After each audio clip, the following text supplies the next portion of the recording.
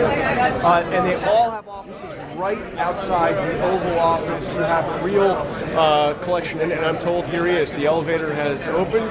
I can see President Trump, and there's Vice President Pence.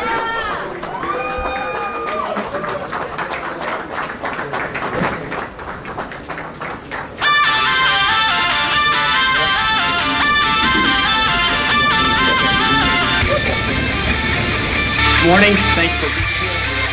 We're 9 days away from the inauguration of the next President and Vice President of the United States.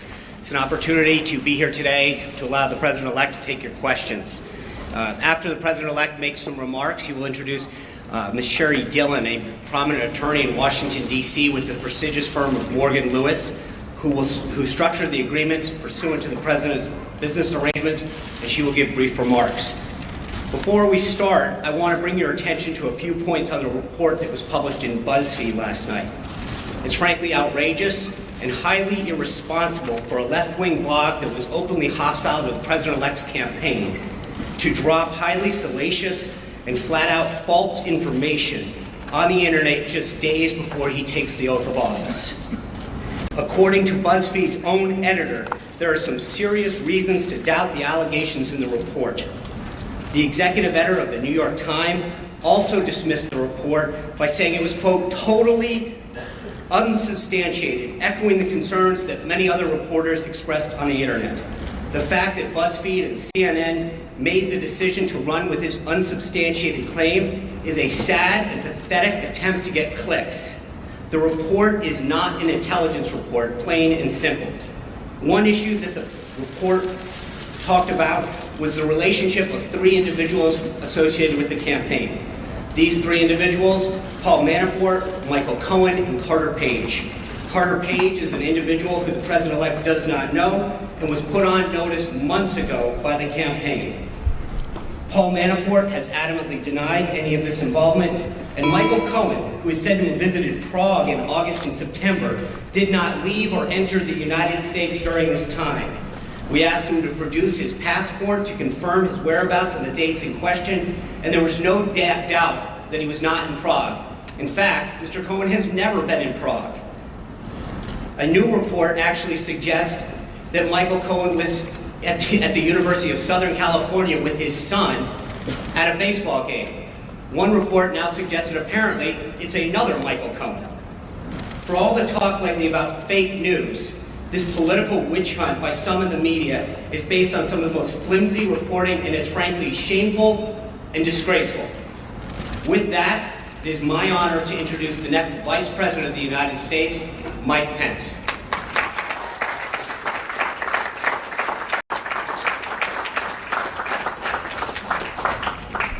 We are 9 days away from the inauguration of the 45th President of the United States of America.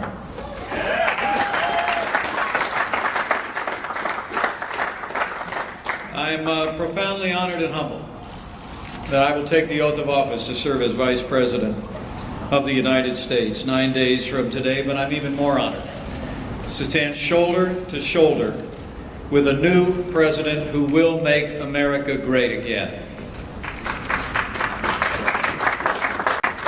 Now, the President-elect's leadership and his energy during the campaign was impressive.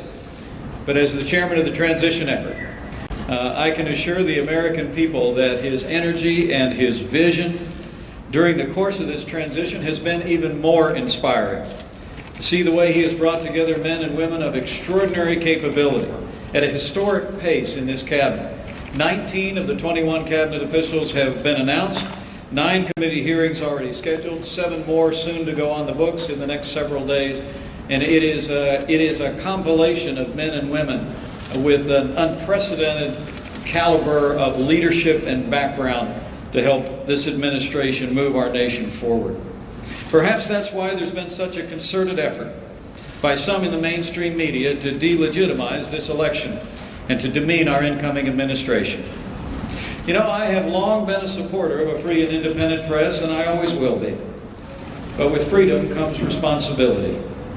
And the irresponsible decision of a few news organizations to run with a false and unsubstantiated report when most news organizations resisted the temptation to propagate this fake news can only be attributed to media bias, an attempt to demean the president-elect and our incoming administration, and the American people are sick and tired of it.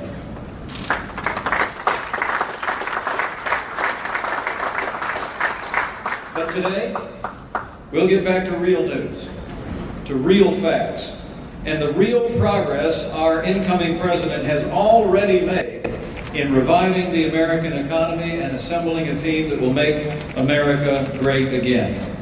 And we'll hear from the president-elect about issues that are of paramount importance to the American people today. So it is my honor to introduce to all of you my friend and the President-elect of the United States of America, Donald Trump.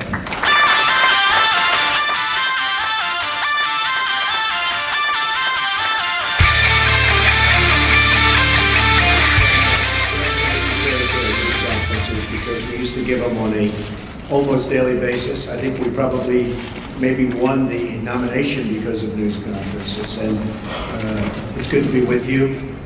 We stopped giving them because we're getting quite a bit of inaccurate news, but I do have to say that, and I must say that I want to thank a lot of the news organizations here today, because they looked at that nonsense that was released by maybe the intelligence agencies. Who knows? But maybe the intelligence agencies, which would be a tremendous blot on their record if they in fact did that. A tremendous blot. Because a thing like that should have never been written, it should never have been had, and it should certainly never have been released. But I want to thank a lot of the news organizations, for some of whom have not treated me very well over the years.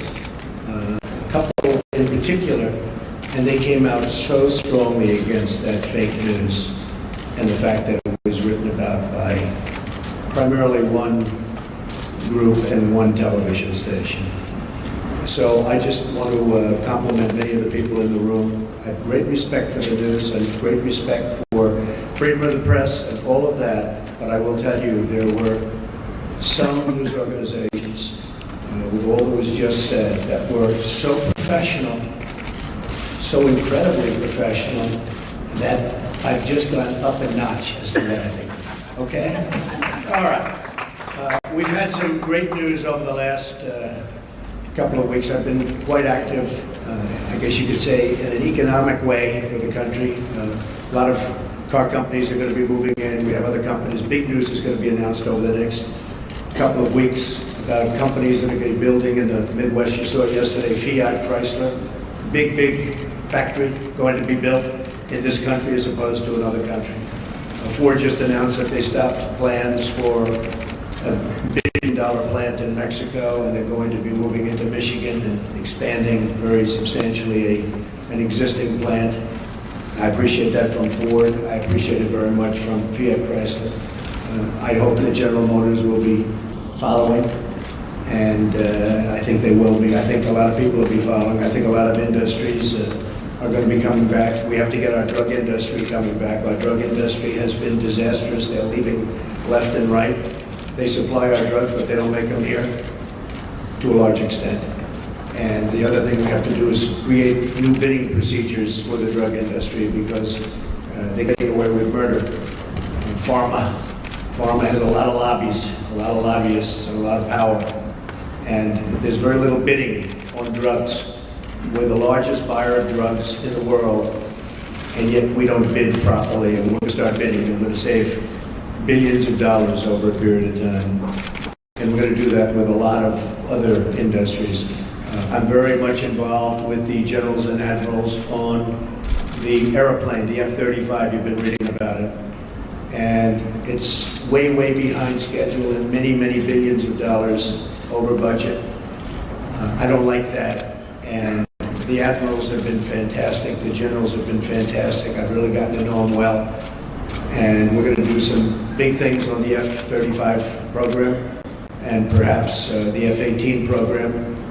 And we're going to get those costs way down. And we're going to get the playing to be even better, and we're going to have some competition, and it's going to be a beautiful thing. So we've been very, very much involved, and other things. We had Jack Ma, we had so many incredible people coming here. Mr. Arnaud, they're going to do tremendous things in this country. And they're very excited. And I will say, if the election didn't turn out the way it turned out, they would not be here, they would not be in my office, they would not be in anybody else's office. They'd be building and doing things in other countries. So there's a great spirit going on right now, a spirit that many people have told me they've never seen before, ever. We're going to create jobs. I said that I will be the greatest jobs producer that God ever created. And I mean that. I really work very hard on that. We need certain amounts of other things, including a little bit of luck. But I think we're going to do a real job, and I'm very proud of what we've done, and we haven't even gotten there yet. I look very much forward to the inauguration. It's going to be a beautiful event. We have great talent, tremendous talent, and we have all of the bands, or most of the bands, from the different segments of the military. And I've heard some of these bands over the years. They're incredible. We're going to have a very, very elegant day. The 20th is going to be something that will be very, very special, very beautiful. And I think we're going to have massive crowds because we have a movement. It's a movement like the world has never seen before. It's a movement that a lot of people didn't expect. And even the polls, although some of them did get a secretary, but many of them didn't. That was a beautiful scene on November 8th as those states started to pour in. He's fantastic. We focused very hard on those states, and they really reciprocated. And those states are going to have a lot of jobs, and they're going to have a lot of security. They're going to have a lot of good news for their veterans. And by the way, speaking of veterans, I appointed today the head secretary of the Veterans Administration, David Shulkin, and we'll do a news release in a little while. I'll tell you about David. He's fantastic. He's fantastic. He will do a truly great job. One of the commitments I've made is that we're going to straighten out the whole situation for our veterans. Our veterans have been treated horribly. They're waiting in line for 15, 16, 17 days. Cases where they go in and they have a minor early stage form of cancer and they can't see a doctor. By the time they get to the doctor, they're terminal, the top of the line. It's not going to happen, the absolute, it's not going to happen top of the line. And they're going to get together with their great doctors. Dr. Toby Cosgrove, as you know, from the Cleveland Clinic, has been very involved. Ike Perlmutter has been very, very involved, one of the great men of business. And we're going to straighten out the VA for our veterans. I've been promising that for a long time. And something I feel very, very strongly. So you'll get the information on David, and I think you'll be very impressed with the job he does. We looked long and hard. We interviewed at least 100 people. Some good, some not so good, but we have a lot of talent. And we think this election will be something that will, with time, straighten it out, and straighten it out for good. Because our veterans have been treated very unfairly. Okay. Questions? Yes. John? Mr. President-elect, thank you so much. Thank you. Appreciate it. A couple of aspects of the intelligence briefing that you received on Friday that we're looking for further clarification on. Sure. First of all, did the heads of the intelligence agencies provide you with a two-page summary of these unsubstantiated allegations? And secondly to that, on the broader picture, do you accept their opinion that Vladimir Putin ordered the hack of the DNC and the attempted hack of the RNC? And if you do, how will that color your attempts to build a relationship with a leader who has been accused of committing an act of espionage Okay, first against of the all, United States? these meetings, as you know, are confidential, classified, so I'm not allowed to talk about what went on in a meeting. But we had many witnesses in that meeting, many of them with us. And I will say again, I think it's a disgrace that information would be let out. I saw the information, I read the information outside of that meeting. It's all fake news, it's phony stuff. It didn't happen. And it was gotten by opponents of ours, as you know, because you reported it and so did many of the other people. It was a group of opponents that got together, sick people, and they put that crap together. So I will tell you that not within the meeting, but outside of the meeting, somebody released it. It should never have been, number one, shouldn't have even entered paper, but it should never have been released. But I read what was released, and I think it's a disgrace. I think it's an absolute disgrace. As far as hacking, I think it was Russian, but I think we also get hacked by other countries and other people. And I can say that, you know, when we lost 22 million names and everything else that was hacked recently, they didn't make a big deal out of that. That was something that was extraordinary. That was probably China. We have much hacking going on. Mm-hmm. One of the things we're going to do, we have some of the greatest computer minds anywhere in the world that we've assembled. You saw just a sample of it 2 weeks ago up here, where we had the 6 top people in the world that were never in the same room together as a group. And we're going to put those minds together, and we're going to form a defense. And I have to say this also. The Democratic National Committee was totally open to be hacked. They did a very poor job. They could have had hacking defense, which we have. And I will give Reince Priebus credit, because when Reince saw what was happening in the world and with this country, he went out and went to various firms and ordered a very, very strong hacking defense. And they tried to hack the Republican National Committee, and they were unable to break through. We have to do that for our country. It's very important. And just to the last part of that question, where I said, how could all of this potentially color your attempts to build a better relationship with President Putin? Well, you know, President Putin and Russia put out a statement today that this fake news was indeed fake news. They said it totally never happened. Now, somebody would say, oh, of course he's going to say that. I respected the fact that he said that. And I'll be honest, I think if he did have something, they would have released it. They would have been glad to release it. I think, frankly, had they broken into the Republican National Committee, I think they would have released it, just like they did about Hillary and all of the horrible things that her people, like Mr. Podesta, said about her. I mean, what he said about her was horrible. If somebody said about me what Podesta said about Hillary, I was the boss, I would have fired him immediately, or that person, because what he said about her was horrible. But remember this, we talk about the hacking, and hacking's bad, and it shouldn't be done. But look at the things that were hacked. Look at what was learned from that hacking. That Hillary Clinton got the questions to the debate and didn't report it? That's a horrible thing. That's a horrible thing. Can you imagine that if Donald Trump got the questions to the debate, it would have been the biggest story in the history of stories. And they would have said, immediately you have to get out of the race. Nobody even talked about it. It's a very terrible thing. Yes, President, President-elect can I ask you a question, sir? Thank you, Mr. President-elect.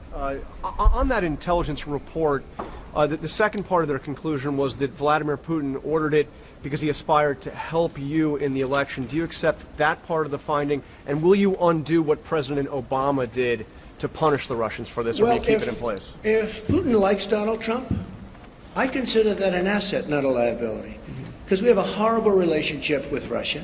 Russia can help us fight ISIS, which, by the way, is, number one, tricky. I mean, if you look, this administration created ISIS by leaving at the wrong time. The void was created, ISIS was formed. If Putin likes Donald Trump, guess what, folks? That's called an asset, not a liability. Now, I don't know that I'm going to get along with Vladimir Putin. I hope I do, but there's a good chance I won't. And if I don't, do you honestly believe that Hillary would be tougher on Putin than me? Does anybody in this room really believe that? Give me a break. President President Obama's steps, will you keep Can you make clear whether during your visits to either Moscow or St. Petersburg you engaged in conduct that you now regret, and that a reasonable would a reasonable observer say that you are potentially vulnerable to blackmail by Russia or by its intelligence agencies? Let me just tell you what I do. When I leave our country, I'm a very high-profile person, would you say? I am extremely careful. I'm surrounded by bodyguards. I'm surrounded by people. And I always tell them, anywhere, but I always tell them, if I'm leaving this country, be very careful, because in your hotel rooms, and no matter where you go, you're going to probably have cameras. I'm not referring just to Russia. but I would certainly put them in that category. And number one, I hope you're going to be good anyway. But in those rooms, you have cameras in the strangest places. Cameras that are so small with modern technology, you can't see them and you won't know. You better be careful, or you'll be watching yourself on nightly television. I tell this to people all the time. I was in Russia years ago with the Miss Universe contest, which did very well. Moscow, the Moscow area, did very, very well. And I told many people, be careful, because you don't want to see yourself in television. Cameras all over the place. And again, not just Russia, all over. Does anyone really believe that story? I'm also very much of a germaphobe, by the way. Believe me. One more question, sir. About how you plan to disentangle yourself from your business. But first, I have to follow up on some of these Russia remarks. Based on your comments here today, do you believe the hacking was justified? Does Russia have any leverage over you, financial or otherwise? And if not, will you release your tax returns to prove it? So I tweeted out that I have no dealings with Russia. I have no deals in Russia. I have no deals that could happen in Russia because we've stayed away. And I have no loans with Russia. As a real estate developer, I have very, very little debt. I have assets that are, and now people have found out how big the company is. I have very little debt, I have very low debt. But I have no loans with Russia at all. And I thought that was important to put in. I certified that. So I have no deals, I have no loans, and I have no dealings. We could make deals in Russia very easily if we wanted to. I just don't want to because I think that would be a conflict. So I have no loans, no dealings, and no current pending deals. Now I have to say one other thing. Over the weekend, I was offered $2 billion to do a deal in Dubai with a very, very, very amazing man, great, great developer from the Middle East, Hussein Damak, a friend of mine, great guy, and was offered $2 billion to do a deal in Dubai, number of deals. And I turned it down. I didn't have to turn it down, because as you know, I have a no conflict situation because I'm president, which is, I didn't know about that until about 3 months ago, but it's a nice thing to have. But I don't want to take advantage of something. I have something that others don't have. Vice President Pence also has it. I don't think he'll need it. I have a feeling he's not going to need it. But I have a no conflict of interest provision as president. It was many, many years old. This is for presidents, because they don't want presidents getting, I understand, they don't want presidents getting tangled up in minutia. They want a president to run the country. So I could actually run my business. I could actually run my business and run government at the same time. I don't like the way that looks, but I would be able to do that if I wanted to. I'd be the only one that would be able to do that. You can't do that in any other capacity. But as a president, I could run the Trump Organization, great, great company, and I could run the company. I think the country, I do a very good job, but I don't want to do that. Now, all of these papers that you see here, yes, go ahead. I just wanted to follow up on that before we get into conflicts. Do you believe the hacking was justified, and will you release your tax returns to prove what you're saying about no deals in Russia? Well, not releasing tax returns, because as you know, they're under audit. But every president since the 70s has had a required audit from the IRS. The last 6 have released him. But as president, sir, as you're taking the only one that cares about my tax returns are the reporters. Okay? You don't think the American public is concerned about that? No, I don't think so. I won. Do you believe the I hacking? became president. No, I don't think they care at all. I don't think they care at all. I think you care. I think you care. First of all, you learn very little from a tax return. What you should do is go down to federal elections and take a look at the numbers. And actually, people have learned a lot about my company, and now they realize my company is much bigger, much more powerful than they ever thought. We're in many, many countries, and I'm very proud of it. And what I'm going to be doing is my 2 sons, who are right here, Don and Eric, are going to be running the company. They are going to be running it in a very professional manner. They're not going to discuss it with me. Again, I don't have to do this. They're not going to discuss it with me. And with that, I'm going to bring up Sherry Dillon, and she's going to go, these papers are just some of the many documents that I've signed, turning over complete and total control to my son. Sir, can we ask you one more question on Russia, though, sir? Good morning. It's my honor and privilege to be here today at President-elect Trump's request. He's asked me, as you've just heard, to speak about the conflicts of interest and the steps he's taking. As you know, the business empire built by President-elect Trump over the years is massive, not dissimilar to the fortunes of Nelson Rockefeller when he became vice president. But at that time, no one was so concerned. President-elect Trump wants the American public to rest assured that all of his efforts are directed to pursuing the people's business and not his own. To that end, as he explained a few moments ago, he directed me and my colleagues at the law firm Morgan, Lewis & Bockius to design a structure for his business empire that would completely isolate him from the management of the company. He further instructed that we build in protections that will assure the American people the decisions he makes and the actions that he takes as president are for their benefit and not to support his financial interests. As he said, he's voluntarily taking this on. The conflicts of interest laws simply do not apply to the president or the vice president, and they are not required to separate themselves from their financial assets. The primary conflicts of interest statute, since some have questioned this, is Section 18 U.S.C. 208, and it's simply inapplicable by its terms. And this is not just our interpretation.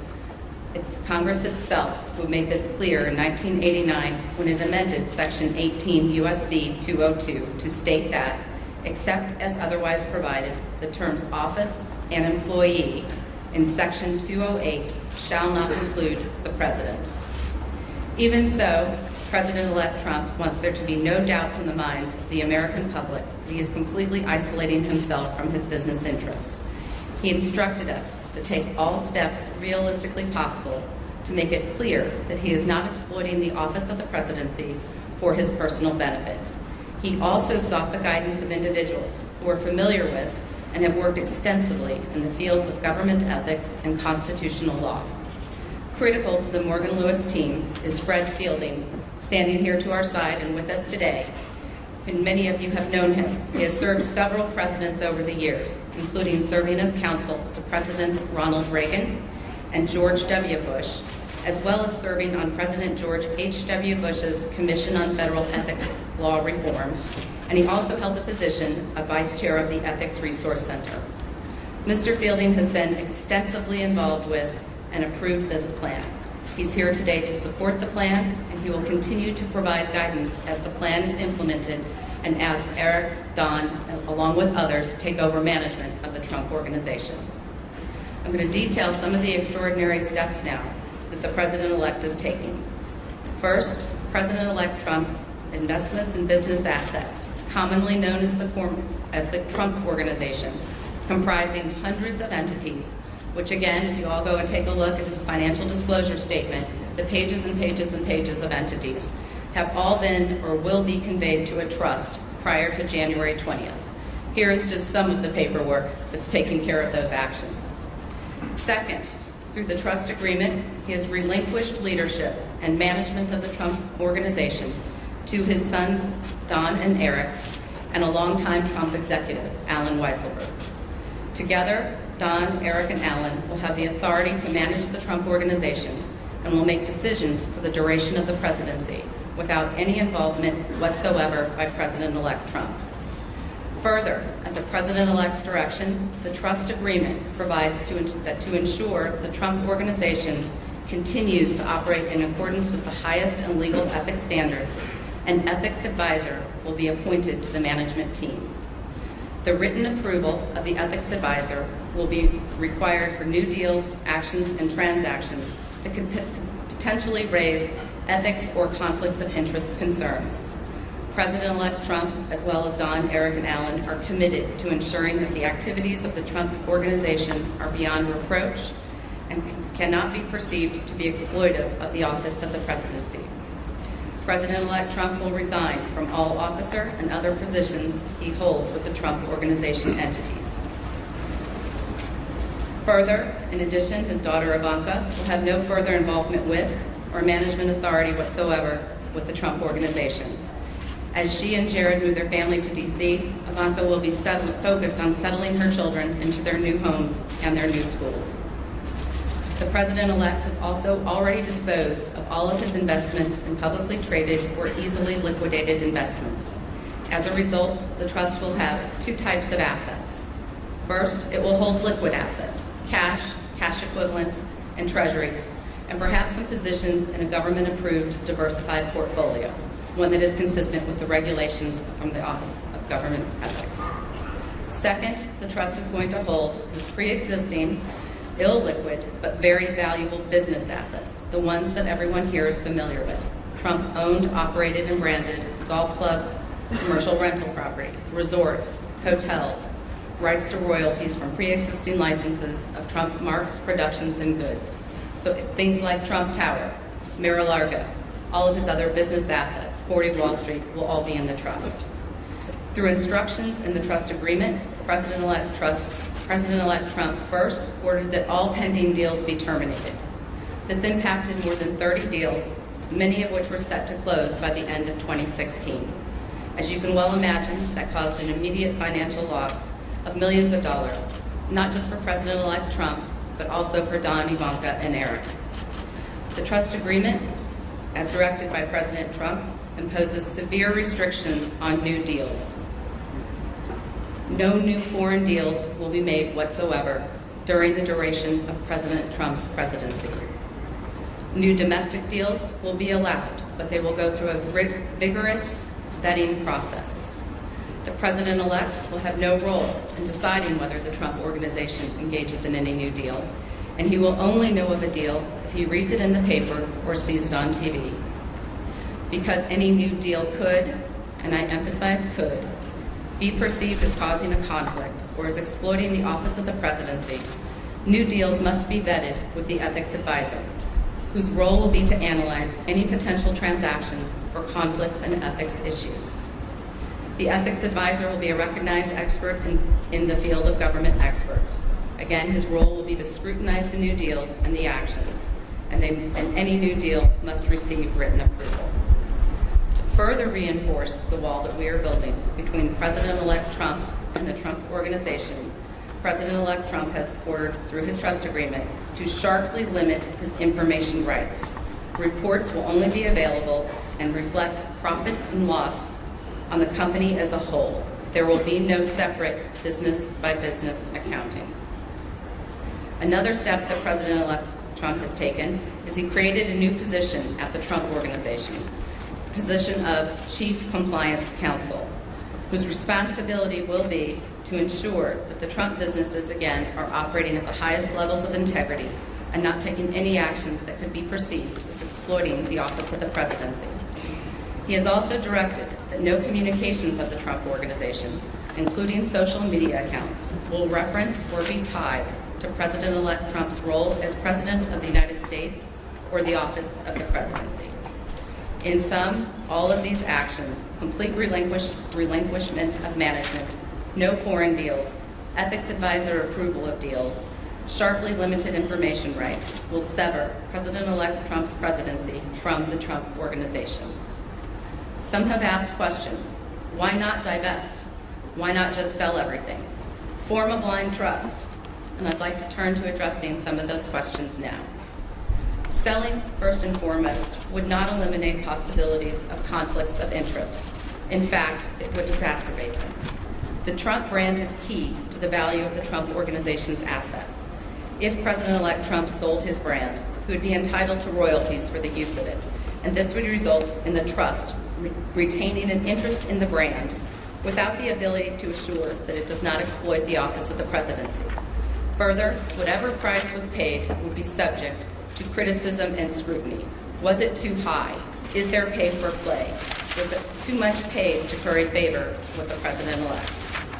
And selling his assets without the rights to the brand would greatly diminish the value of the assets and create a fire sale. President-elect Trump should not be expected to destroy the company he built. This plan offers a suitable alternative to address the concerns of the American people. And selling the entire Trump Organization isn't even feasible. Some people have suggested that the president-elect sell the business to his adult children. This would require massive third-party debt sourced with multiple lenders whose motives and willingness to participate would be questioned and undoubtedly investigated. And if the president-elect were to finance the sale himself, he would retain the financial interest in the assets that he owns now. Some people have suggested that President-elect Trump could bundle the assets and turn the Trump Organization into a public company. Anyone who's ever gone through this extraordinarily cumbersome and complicated process knows that it is a non-starter. It is not realistic, and it would be inappropriate for the Trump Organization. Some people have suggested a blind trust, but you cannot have a totally blind trust with operating businesses. President Trump can't unknow he owns Trump Tower, and the press will make sure that any new developments at the Trump Organization are well publicized. Further, it would be impossible to find an institutional trustee that would be competent to run the Trump Organization. The approach he is taking allows Don and Eric to preserve this great company and its iconic assets. And this approach is best from a conflicts and ethics perspective. It creates a complete separation from President-elect Trump and separates him and prevents him from participating in the business, imposes strict limits on what the trustees can do, and requires the assent of any ethics advisor to a new deal. I'm going to turn to one last topic today that has been of interest lately, called emoluments. That's a word I think we've all become familiar with and perhaps had not heard before. And we're going to describe some other actions that President-elect Trump is taking to avoid even the appearance of a conflict. Emoluments comes from the Constitution. The Constitution says officials may not accept gifts, titles of nobility, or emoluments from foreign governments with respect to their office, and that no benefit should be derived by holding an office. The so-called emoluments clause has never been interpreted, however, to apply to fair value exchanges that have absolutely nothing to do with an office holder. No one would have thought when the Constitution was written that paying your hotel bill was an emolument. Instead, it would have been thought of as a value for value exchange, not a gift, not a title, and not an emolument. But since President-elect Trump has been elected, some people want to define emoluments to cover routine business transactions, like paying for hotel rooms. They suggest that the Constitution prohibits the businesses from even arm's-length transactions that the President-elect has absolutely nothing to do with and isn't even aware of. These people are wrong. This is not what the Constitution says. Paying for a hotel room is not a gift or a present, and it has nothing to do with an office. It's not an emolument. The Constitution does not require President-elect Trump to do anything here. But just like with conflicts of interest, he wants to do more than what the Constitution requires. So President-elect Trump has decided, and we are announcing today, that he is going to voluntarily donate all profits from foreign government payments made to his hotels to the United States Treasury. This way, it is the American people who will profit. In sum, I and President-elect's other advisors at Morgan Lewis have determined the approach we've outlined today will avoid potential conflicts of interest or concerns regarding exploitation of the office of the presidency without imposing unnecessary and unreasonable losses on the president-elect and his family. We believe this structure and these steps will serve to accomplish the president-elect's desire to be isolated from his business interests and give the American people confidence that his sole business and interest is in making America great again, bringing back jobs to this country, securing our borders, and rebuilding our infrastructure. The American people were well aware of President-elect Trump's business empire and financial interests when they voted. Many people voted for him precisely because of his business success. President-elect Trump wants to bring this success to all Americans. Thank you.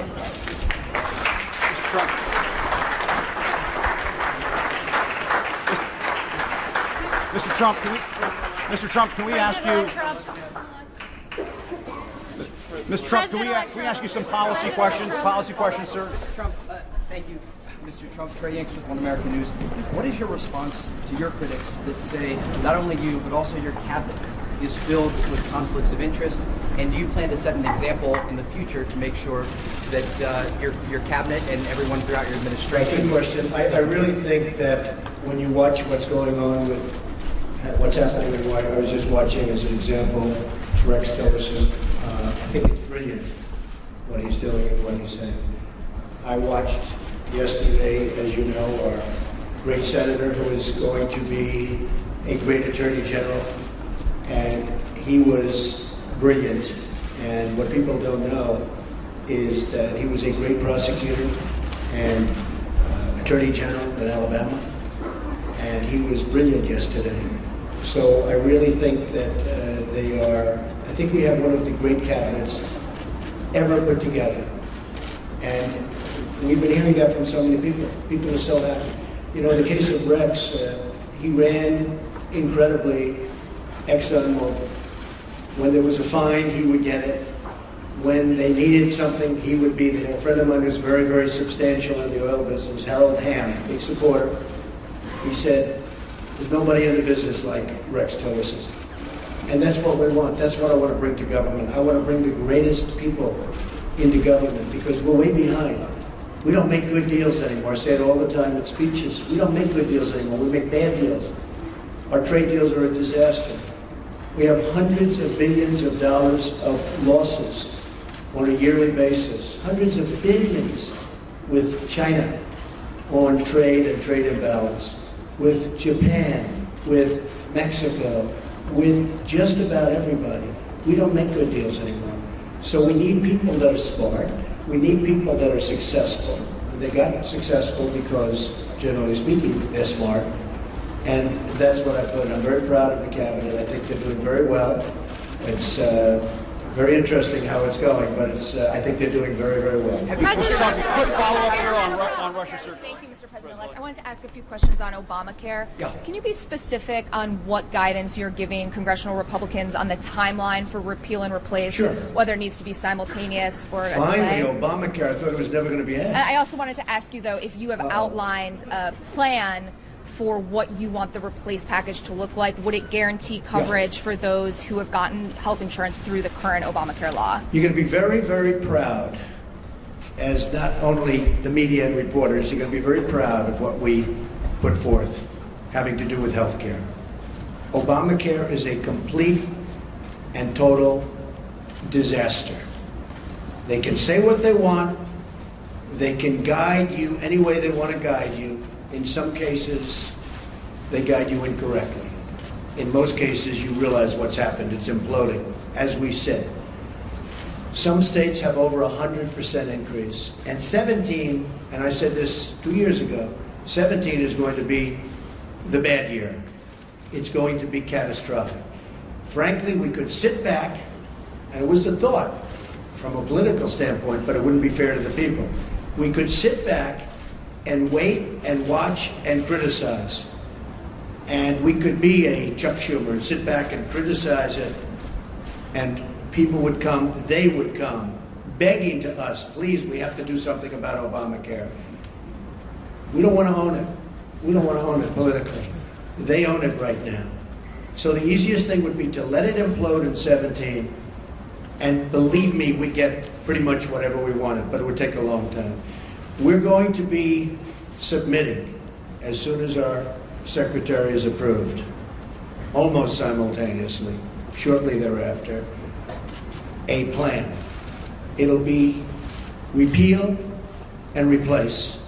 It will be essentially simultaneously. It will be various segments, you understand, but will most likely be on the same day or the same week, but probably the same day, could be the same hour. So we're going to do repeal and replace. Very complicated stuff. And we're going to get a health bill passed. We're going to get health care taken care of in this country. You have deductibles that are so high that after people go broke paying their premiums, which are going through the roof, the health care can't even be used by them because the deductibles are so high. Obamacare is the Democrats' problem. We are going to take the problem off the shelves for them. We're doing them a tremendous service by doing it. We could sit back and let them hang with it. we are doing the Democrats a great service. So as soon as our secretary is approved and gets into the office, we'll be filing a plan. And it was actually pretty accurately reported today, the New York Times. And the plan will be repeal and replace Obamacare. We're going to have a health care that is far less expensive and far better. Okay, Mr. President-elect, can we just ask you, sir. President-elect Trump. Mr. President, which one, Mr. President? Well, I was going. Thank you. Go ahead, then CBS. Okay, President-elect Trump, John Steinberg from Cheddar. When you look at all the meetings that you've had with Carrier and SoftBank and Alibaba, do you conceive of making this a program, maybe sitting inside of Commerce? And then my follow-up question to that is, how soon will we see the program on capital repatriation and corporate tax cuts? Well, if I can save jobs, for instance, I was doing individual companies, and people said, well, but that's only one company, like we did a good job with Carrier. And I want to thank United Technologies, which owns Carrier, but we saved close to 1,000 jobs. And they were gone. And Mike Pence and his staff really helped us a lot. But those were jobs. That was a tough one because they announced a year and a half before that they were leaving. So it's always tough when they're building a plant. It's a little tougher than before they start or before they make an announcement. So I want to thank United Technologies. But we've been meeting with a lot of companies. But what really is happening is the word is now out that when you want to move your plant to Mexico or some other place, and you want to fire all of your workers from Michigan and Ohio and all these places that I won for good reason, it's not going to happen that way anymore. You want to move your plant, and you think, as an example, you're going to build that plant in Mexico, and you're going to make your air conditioners or your cars or whatever you're making, and you're going to sell it through what will be a very, very strong border, not a weak border like it is now. We don't even have a border. It's an open sieve. But you're going to sell through a very strong border. Not going to happen. You're going to pay a very large border tax. So if you want to move to another country, and if you want to fire all of our great American workers that got you there in the first place, you can move from Michigan to Tennessee and to North Carolina and South Carolina. You can move from South Carolina back to Michigan. You can do anywhere. You got a lot of states at play, a lot of competition. So it's not like, oh, gee, I'm taking the competition. We got a lot of places you can move. And I don't care, as long as it's within the United States, the borders of the United States. There will be a major border tax on these companies that are leaving and getting away with murder. And if our politicians had what it takes, they would have done this years ago, and you'd have millions more workers right now in the United States that are 96 million really wanting a job and they can't get. You know that story, the real number. That's the real number.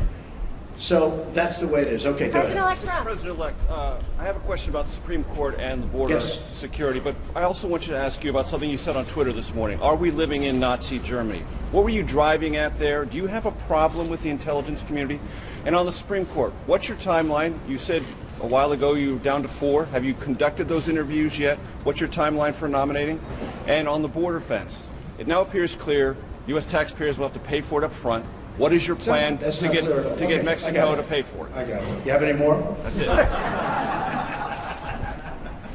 On the fence. It's not a fence, it's a wall. You just misreported it.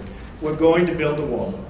I could wait about a year and a half until we finish our negotiations with Mexico, which will start immediately after we get to office, but I don't want to wait. Mike Pence is leading an effort to get final approvals through various agencies and through Congress for the wall to begin. I don't feel like waiting a year or a year and a half. We're going to start building. Mexico, in some form, and there are many different forms, will reimburse us, and they will reimburse us for the cost of the wall. That will happen. Whether it's a tax or whether it's a payment, probably less likely that it's a payment, but it will happen. So remember this, okay? I would say we are going to build a wall, and people would go crazy. I would then say, who's going to pay for the wall? And people would all scream out, 25, 30,000 people, because nobody's ever had crowds like Trump has had. You know that. You don't like to report that, but that's okay. Okay, now he agrees. Finally, he agrees. But I say, who's going to pay for the wall? And they will scream out, Mexico. Now, reports went out last week, oh, Mexico's not going to pay for the wall because of a reimbursement. What's the difference? I want to get the wall started. I don't want to wait a year and a half until I make my deal with Mexico. So, and we probably will have a deal sooner than that. And by the way, Mexico has been so nice. So nice. I respect the government of Mexico. I respect the people of Mexico. I love the people of Mexico. I have many people from Mexico working for me. They're phenomenal people. The government of Mexico is terrific. I don't blame them for what's happened. I don't blame them for taking advantage of the United States. I wish our politicians were so smart. Mexico has taken advantage of the United States. I don't blame the representatives and various presidents, etc., of Mexico. What I say is we shouldn't have allowed that to happen. It's not going to happen anymore. So in order to get the wall started, Mexico will pay for the wall, but it'll be reimbursed. Okay? Supreme Court judge. So, as you know, I have a list of 20. I've gone through them. We've met with numerous candidates. They're outstanding in every case. They were largely recommended and highly recommended by Federalist Society. Jim DeMint was also very much involved in his group, which is fantastic, and he's a fantastic guy. So between Leo and Jim DeMint and some senators and some Congress people, we have a great group of people. I'll be making the decision on who we will put up for Justice of the United States Supreme Court, a replacement for the great, great Justice Scalia. That will be probably within 2 weeks of the 20th. So within about 2 weeks, probably the second week. I consider the first day because we'll also be doing some pretty good signings. And I think what we'll do is we'll wait till Monday. That will be our really first business day as opposed to doing it on Friday, because on Friday people are going to have a very good time at the inauguration. And then Saturday, as you know, we're having a big church service and lots of good things are happening. So our first day, and you'll all be invited to the signings, but we'll be doing some pretty good signings on Monday and Tuesday and Wednesday and Thursday and Friday, and then also the next week. And you're all invited. But on the Supreme Court, I'll be making that decision, and it'll be a decision which I very strongly believe in. I think it's one of the reasons I got elected. I think the people of this country did not want to see what was happening with the Supreme Court. So I think it was a very, very big decision as to why I was elected. Mr. President-elect. The tweet that you had this morning about are we living in Nazi Germany, what were you driving at there? What are you trying to tell the country? I think it was disgraceful that the intelligence agencies allowed any information that turned out to be so false and fake out. I think it's a disgrace. And I say that, and that's something that Nazi Germany would have done and did do. I think it's a disgrace. That information that was false and fake and never happened got released to the public. As far as BuzzFeed, which is a failing pile of garbage, writing it, I think they're going to suffer the consequences. They already are. And as far as CNN going out of their way to build it up, and by the way, we just found out I was coming down. Michael Cohen, Michael Cohen is a very talented lawyer, he's a good lawyer in my firm. It was just reported that it wasn't this Michael Cohen they were talking about. So all night long, it's Michael Cohen. I said, I want to see your passport.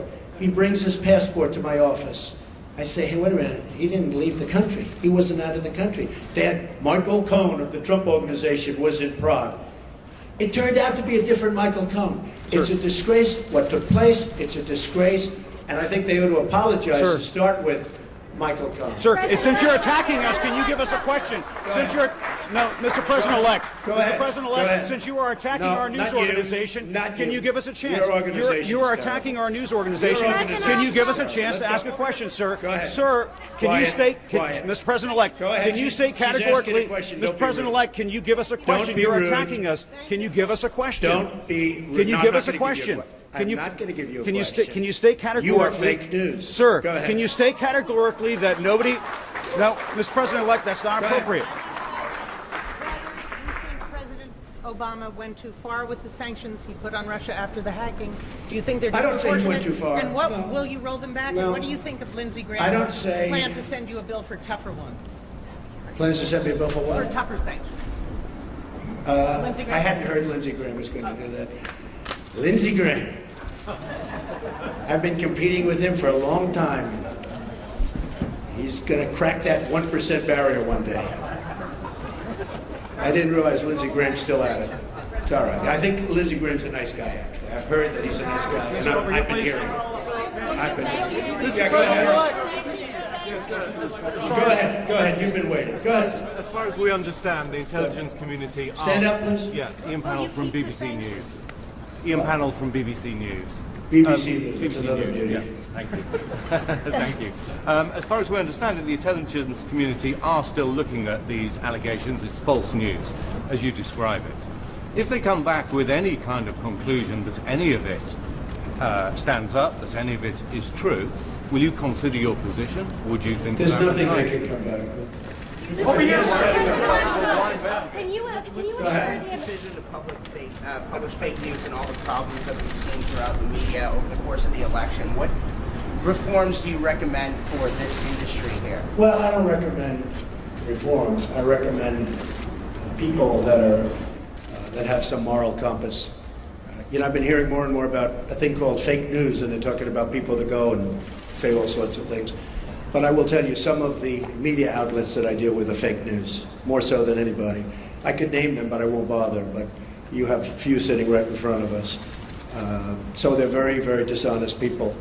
But I think it's just something we're going to have to live with. I guess the advantage I have is that I can speak back. When it happens to somebody that doesn't have that kind of a megaphone, they can't speak back. It's a very sad thing. I've seen people destroyed. I've seen people absolutely destroyed.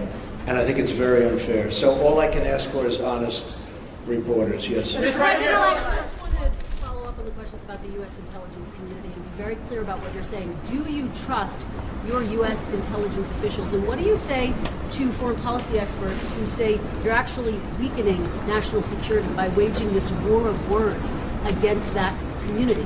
Intelligence agencies are vital and very, very important. We are going to be putting in, as you know, Mr. Pompeo and others, you know the Senator, Dan Coates, we're going to be putting in some outstanding people. Within 90 days, they're going to be coming back to me with a major report on hacking. I want them to cover this situation. I also want them, however, to cover maybe most importantly, because we're hacked by everybody. You know, the United States, our government, out of a list of 17 in terms of industries, is the worst. It's number 17 in terms of protection. If you look at the retail industry, if you look at the banking industry, various industries, out of 17 industries, they put this in the category of an industry, the United States is last in terms of protecting, let's say, hacking defense. Like we had a great hacking defense at the Republican National Committee. That's why we weren't hacked. By the way, we were told they were trying to hack us, but they weren't able to hack. And I think I get some credit because I told Reince, and Reince did a phenomenal job, but I said, I want strong hacking defense. The Democratic National Committee didn't do that. Maybe that's why the country runs so badly that way. But I will tell you, wait, let me finish.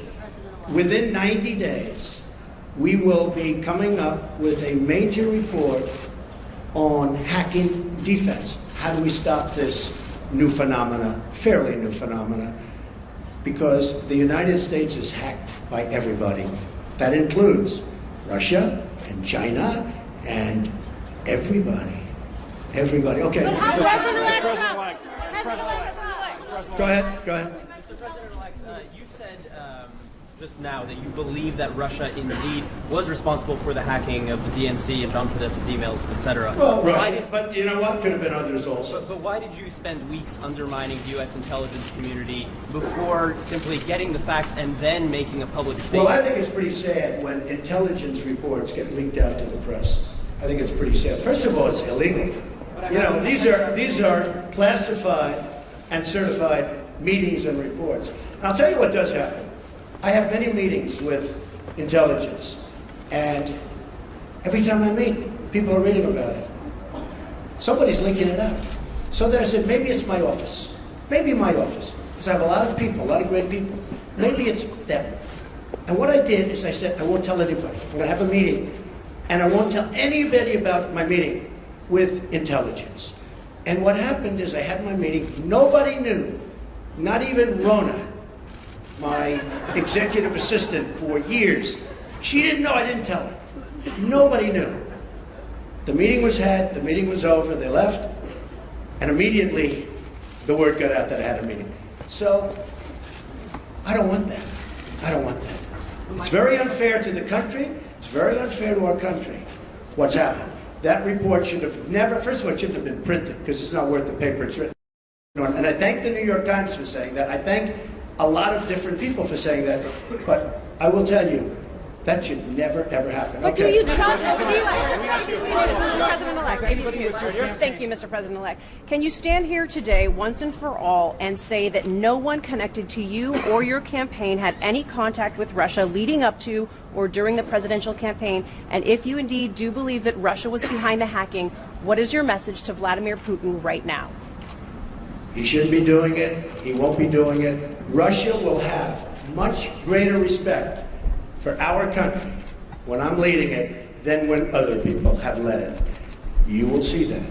Russia will respect our country more. He shouldn't have done it. I don't believe he'll be doing it more. Now, we have to work something out, but it's not just Russia. Take a look at what's happened. You don't report it the same way. 22 million accounts were hacked in this country by China. And that's because we have no defense. That's because we're run by people that don't know what they're doing. Russia will have far greater respect for our country when I'm leading it.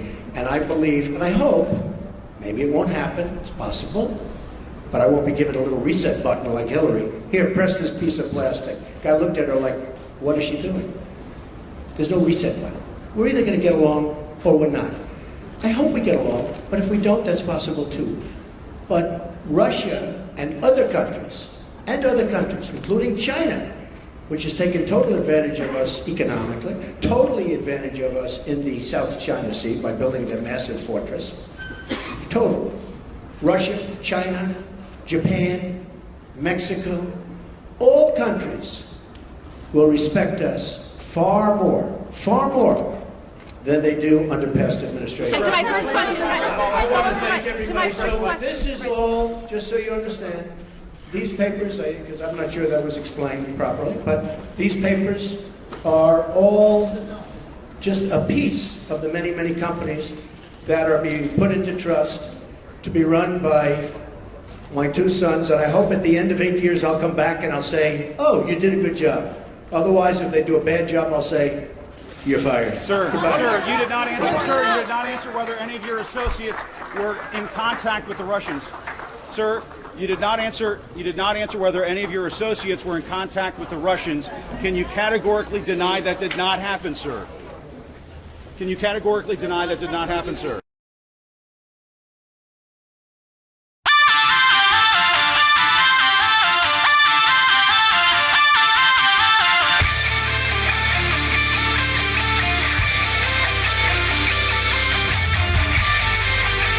Subject front and center, that intelligence report on Russia, Russian hacking. Can you categorically deny that did not happen, sir? Can you categorically deny that did not happen, sir?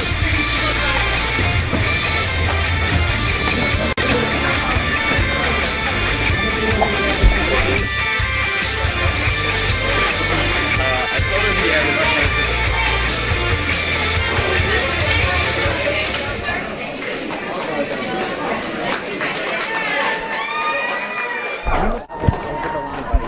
Sean, he was attacking our news organization. He did not answer. He said no. Okay. He did not answer. Where do I go? Right here? I don't think I can get that. That car's coming up.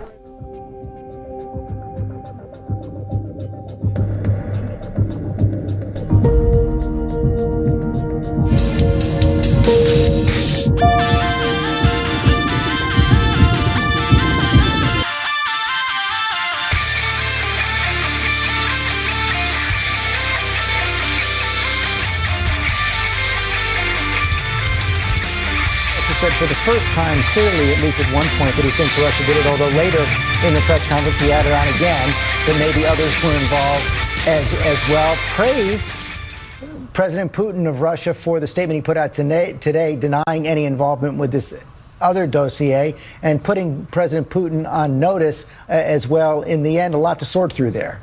A lot to sort through, George. But this really is the first time he said Russia is behind the hacking. He did say President Putin shouldn't have done that, but said we may have a good relationship, we may not, said President Putin wouldn't be hacking again, and again blamed the DNC because they were not prepared for those kinds of hacks. He talks about the United States being much more prepared.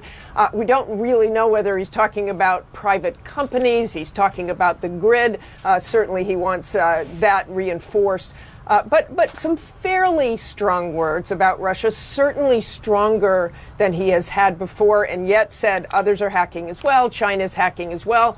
He said he will have his new director of the CIA and the DNI look at that hacking and prepare a report for him about what's going on and how this nation can defend itself. And Pierre Thomas, what also came up at the press conference is the idea that the intelligence agencies, including the FBI, perhaps still looking at these allegations that were presented to Mr. Trump last week. He said they're not going to find anything. But boy, it's got to complicate his relationship with these agencies when he's been using language like this at the press conferences, and the investigations may still be continuing. Absolutely, George. And one of the relationships that we'll have to pay close attention to of the people that briefed him last week, the DNI, Director of National Intelligence, the CIA, the FBI director is the person who has a 10-year term, about 7 years remaining. That's the relationship to watch. It's clearly a very sensitive time between the intelligence community and the president-elect, one that bears watching for sure. Let's talk about the other major subject of the press conference, this how the president is going to deal with this potential conflicts of interest. He brought up his lawyers there to talk about the plan that he's put in place for Rebecca Jarvis. The president emphasized again and again that he is not subject to the laws. There's no law that is requiring him to create any kind of firewall with his businesses. Even had that extraordinary moment where he said he was offered a $2 billion deal over the weekend, and he said he could have accepted it. With Dubai, and he turned it down. So what he laid out here is that he will be entirely putting the business, the Trump Organization, into a trust run by his sons. He said repeatedly that there would be this firewall in place, that he would not be doing any new foreign deals, no future foreign deals, and that there will be an ethics advisor on hand to review all deals here in the United States going forward. He also mentioned what we were talking about with the emoluments clause inside of the Constitution, that officials may not accept gifts, that they will be donating all profits from foreign governments to his hotel, to Treasury. Now, some ethics experts that we've been talking to point out, well, there are other issues involved because it's not just Donald Trump's hotels. There are other financial engagements that Donald Trump has, for example, with sovereign wealth funds, with loans. What happens to that money? Finally, the biggest question is Russia. It comes back to the question of Russia. We would only really truly be able to find out about the Trump Organization's involvement in Russia by seeing those tax returns. And whether he has Russian loans. And the president made